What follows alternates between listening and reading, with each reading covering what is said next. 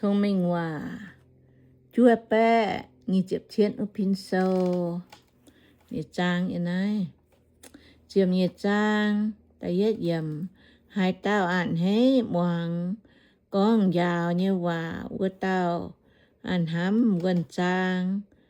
bà hai tao, dòng con, hiểm như hòa sen hùng, nhé,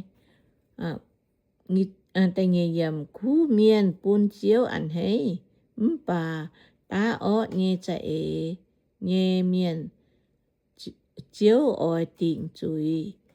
ta phàm yểm chỗ ở xì mấy thành miên điệp tu uốn, bà khu miên điệp tu uốn hăng dìa dùng đồ nó, ta phải yểm chẳng hong nghe áo sen hăng gồ nhẹ nín, bà mấy hiếu tu nhé nhẹ áo sen hăng dầu bún nín nhẹ gỗ nhẹ bún lát chiếp tầm trang khu miên hắm suốt nhẹ cháo xe bánh phim nhé bà ớt miên cha lang nhé hòa xe cú quậy nhé xì ta lụa yểm ớt miên nhé hòa chúa chiến tài miên bà nhớ chỉ nghe miên duy con nghe hòa dấu tu miên ta chết yểm ớt miên chủ miên dấu bài nhé bà cú miên nghe chạy phun yểm tu uốn phải nói với ô khoảng khang tập biết yểm miên chiếu nín nghe thông minh tu miên chênh bà nhớ ngao chuột nghe miên chủ miên mảng phía ta chúa yểm bên bộ thông miên quầy căn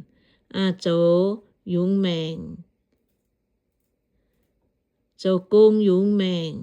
cạo lùng trên căn hồ bà mãi mãi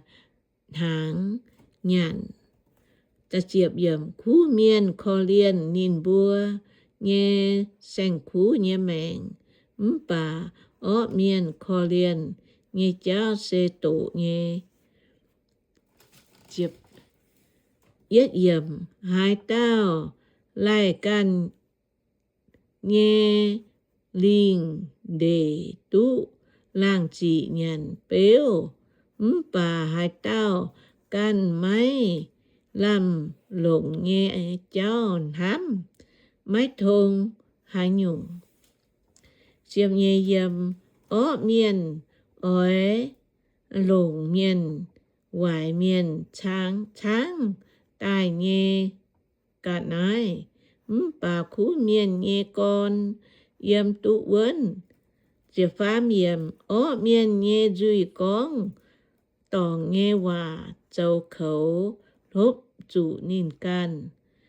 bà khu miền biểu đút chủ khẩu nghe cháu chỉ phải yểm miên nghe duy có nghe hòa bún can tu lùng quáng nhau miên nghe bùa cháu nghe công nhà vin bún can chấm yểm miên hồng miên cháu nghe xì chiếu can nhem chinh màng cháu tu họp bà thông minh miên ăn hết mọi nghìn giáo chiệp lùa yểm miên hồng miên yết chia liêm chê chia tu miên hồng miên chia liêm chê với tu biên chấm cô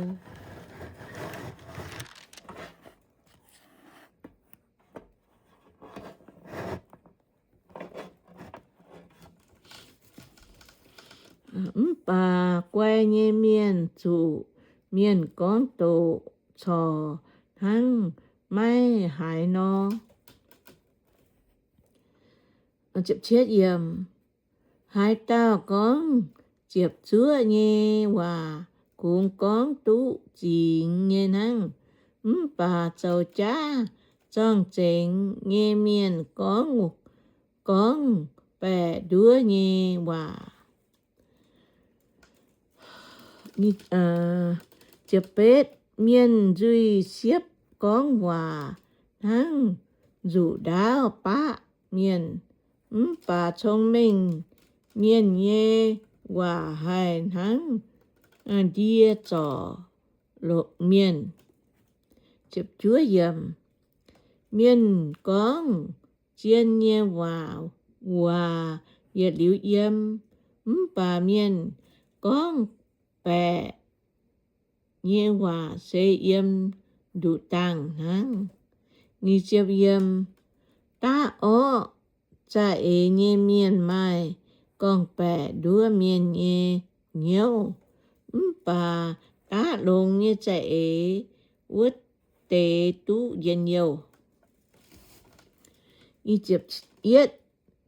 khu miền máy chủ hai nhung dây nàn hỏi ó miền chung chủ dây nàn chám nhé ô cầm gì nhé bữa cháu ó là bữa chủ dây nàn cả chám rồi con bữa cháu tú cháu ó khu miền nó khu miền máy chủ hai nhung máy chủ hai nhung dây nàn hỏi bà ó miền chung chủ dây nàn cả chám mưa cháu ó như miền kết tút dây nàn cả chám cầm gì hả như chiêm nhé miền nhé duy con bè chiếu cầm gì hay bà chiếp chúa nhé cháu út để nhìn ăn hế hay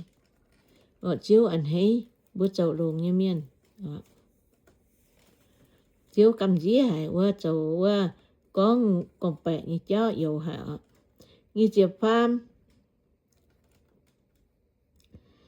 miền quay miền kem chiến nhìn mai nghe vườn trang bà miền hồng miền chun suốt hồng như xì xây nhá chiến nha miền quay miền là vườn tu vườn trang là vườn kem chiến miền hồng miền là yếp bọt tí tiền hiu nhà con cho miền yếp bọt tiền hiu con cho miền cả hắn tán chắn nhập kinh sâu như chiêm bế miền chiên miền như bùa tu cún bà miền lười miền chủ áp cháu công như chụp miền hiếu giao phan hải thắng cạn ai cả ngắt chân hia nhé phản nó quả em ai bà yết chiếu hòa nhé yết chiếu lông như hòa bún nín hải hiếu lông như chiều lụa khu miền to nín nhé choàng láng miền bà ó miền nhé cháu bún miền minh tòng như chiếp chiết miền đuổi miền máy mình bún ó miền chiên miền tú trái nhé chín tròi như chiếp bết yếm châu họp nhé cháu bún miền mai mèn chiang bà ó nhé cháu bún miền mình chủ tài chạy nhé bố châu lông nhé cháu bún miền tút giang cháu vải cháu bún miền chủ tài nó sẽ kinh sâu lông có giàu bữa thối thương chạy phụ mày bữa khoi tai tổ như miền ồ thương chạy phụ mà bữa ồ bún chồng mình bữa hai tổ tôi hai mình bè bún bữa tổ này kinh sâu